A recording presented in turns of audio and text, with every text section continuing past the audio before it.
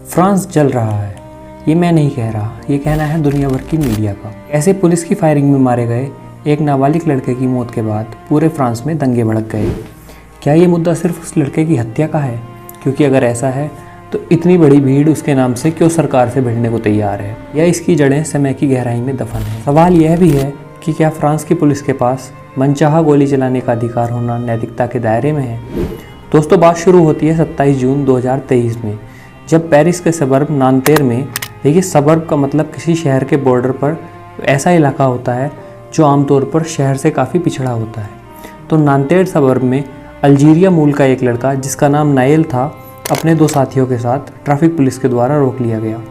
Police और Nile में कुछ कहासुनी हुई और अंत में ट्रैफिक पुलिस के अफसर ने नायल को गोली मार दी, जिससे नायल की गाड़ी एक पोल में जाकर टकरा गई और नायल की मौत हो गई। मामला तब पकड़ता है जब इस वारदात का वीडियो सोशल मीडिया पर वायरल हो जाता है।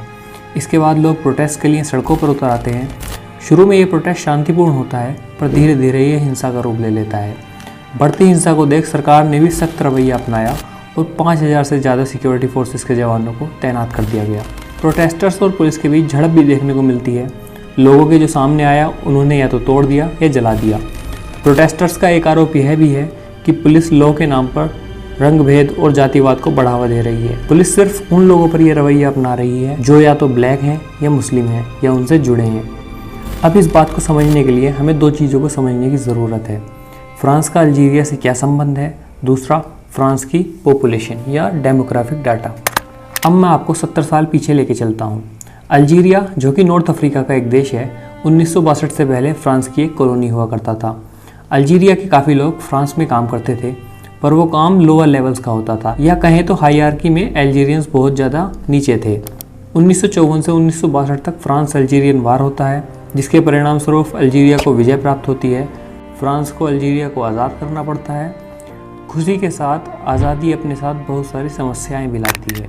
भुखमरी, अनएम्प्लॉयमेंट जैसी परिस्थितियों के चलते बहुत सारे अल्जीरियन मूल के लोग फ्रांस में आ जाते हैं। परंतु वो फ्रांस जिसने दुनिया को लिबर्टी, इक्वलिटी और फ्रेटर्निटी जैसे प्रिंसिपल्स दिए हों, जिसे हमने भी अपने संविधान में अपनाया, उसी फ्रांस में इन ब्लैक लोगों को दीन भावना से देखा जाता था। 1970 के दशक में आई ऑयल क्राइसिस के बाद इन लोगों की हालत बद से बदतर हो गई।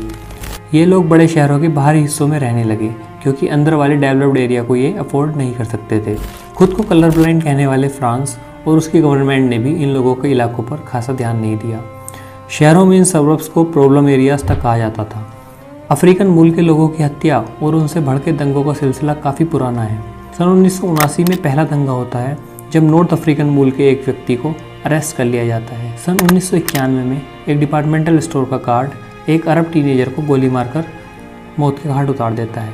ऐसे ही 1995, 1997, 1998 में रेसिज्म से दंगे भड़क जाते हैं। सन 2005 में इस तरह का अब तक का सबसे बड़ा दंगा भड़कता है, जब 2 लड़कों की पुलिस से बचने के दौरान एक ट्रांसफॉर्मर के संपर्क में आने से मौत हो जाती है। आरोप था कि दोनों लड़के पुलिस से भाग रहे थे।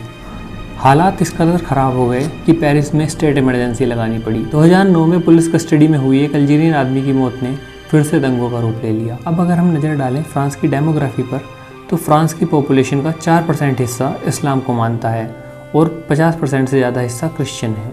न्यूयॉर्क टाइम में पब्लिश 2008 की एक रिपोर्ट के हिसाब से 5 में से हर चौथा ब्लैक आदमी अफ्रीकन कंट्री से आया है। फ्रांस में रेस के आधार पर सेंसस न होने के कारण ज़्यादा डाटा नहीं मिलता है, पर लिमिटेड डाटा के अनुसार ब्लैक या फिर मुस्लिम वहाँ की माइनॉरिटी हैं। उम्मीद है अब आपको फ्रांस की वर्तमान स्थिति का ये एंगल समझ में आया होगा।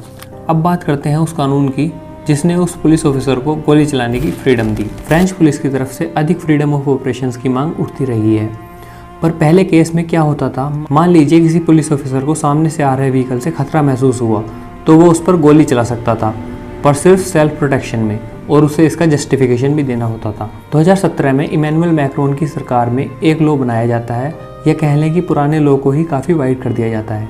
अब पुलिस ऑफिसर्स किसी भी मोटरिस्ट यानी व्हीकल चलाने वाले पर इन 5 परिस्थितियों में गोली चला सकते थे। जब उनका या किसी नागरिक का जीवन खतरे में हो, दूसरा जब किसी जगह या व्यक्ति पर हमला हो जाए और वो पुलिस के संरक्षण में हो, तीसरा जब पुलिस किसी व्यक्ति को भागने से रोकने में असमर्थ हो, किसी व्यक्ति को वाहन रोकने के आदेश पर भी वह ना रुके, या फिर ऑफिसर्स को विश्वास हो कि इस व्यक्ति पर गोली चलाकर आम नागरिकों की हत्या को टाला जा सकता है। रॉयटर्स की रिपोर्ट के अनुसार इस लॉ के आने के बाद पुलिस ऑफिसर्स के द्वारा इस तरह की हत्या के मामले में बढ़ोतरी हुई है। 2017-18 में ऐसे 6, 2019 में 0, 2020-21 में 3 और 2022 में ऐसे 13 मामले सामने आए हैं। मरने वालों में अधिकांश लोग ब्लैक व अरब मूल के थे। इस साल में ये इस तरह की तीसरी घटना है। फ्रांस के नेशनल ट्रेनिंग स्कूल के फॉर्मर कमांडर बैटरेंट कैवलियर का कहना है, फ्रेंच लॉ का मूल्यांकन आप किसी एक व्यक्ति के काम से नहीं कर सकते हैं। ये किसी एक पुलिस ऑफिसर की गलती है और उसे ऐसा नहीं करना चाहिए था। उसे गिरफ्तार कर लिया गया है और इन्वेस्टिगेशन जारी है। इससे सरकार की मंशा और नीयत को साफ परखा जा सकता है। वहीं पुलिस ऑफिसर्स की कार्रवाई को कंडेम करते हुए प्रेसिडेंट मैक्रोन ने कहा, कोई भी एक नौजवान की मौत को सही नहीं ठहरा सकता। इसी बीच नाइल की मां के भी कुछ बयान सामने आए। एक जर्नलिस्ट इंटरेक्शन के दौरान उन्होंने कहा, मैं पुलिस से नाराज़ नहीं हूँ, पर मुझे उस ऑफिसर से नाराज़गी और गुस्सा है जिसने मेरे बच्चों पर गोली चलाई। उसने देखा कि ये लड़का अरब मूल के जैसा दिखता है और उसने उसकी जान ले ली। दंगों पर बात करते हुए नाइल की ग्रैंडमा ने कहा, हम किसी तरह की हिंसा नहीं चाहते। कुछ लोग नाइल का नाम यूज़ कर रहे हैं हिंसा को बढ़ावा देने के लिए। हम शांति चाहते हैं। वहीं यूएन ह्यूमन राइट्स की स्पोक्सपर्सन रवीना शमदसानी ने फ्रांस गवर्नमेंट को एक स्टेटमेंट जारी कर कानून अनुपालन यानी लॉ एनफोर्समेंट में नस्लवाद, भेदभाव जैसे गहरे मुद्दों पर गहन विचार करने की बात कही। दोस्तों, अंत में हमारा मानना तो यही है कि किसी इंसान की जात, धर्म, रंग को देखकर उसका मूल्यांकन करना, इससे बचकानी कोई बात नहीं हो सकती। अगर कोई देश माइनॉरिटी को अधिकार नहीं दे सकता तो ना उसे अब्दुल कलाम मिलेंगे, न जहांगीर भाभा। अगर रंग के आधार पर लोगों को चुना जाएगा तो ना नेल्सन मंडेला मिलेंगे, न मार्टिन लूथर।